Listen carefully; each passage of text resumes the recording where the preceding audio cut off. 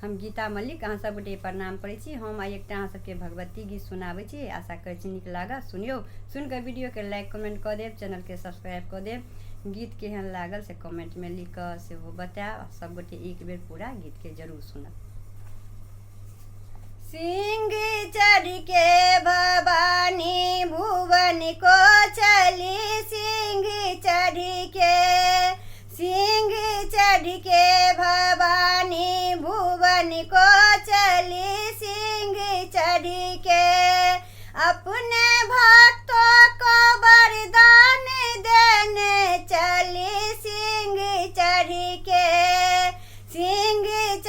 के भवानी भुवन को चली, सिंह चढ़ के चल पड़ी सिंह पर मैया हो के सवार, कर रहा एक निर्धन जहाँ इंतजार।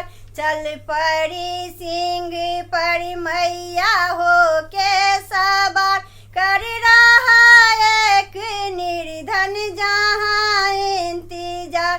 बोला धन मैया मेरे पास है, धर्म करने की मुझको बड़ी आस है।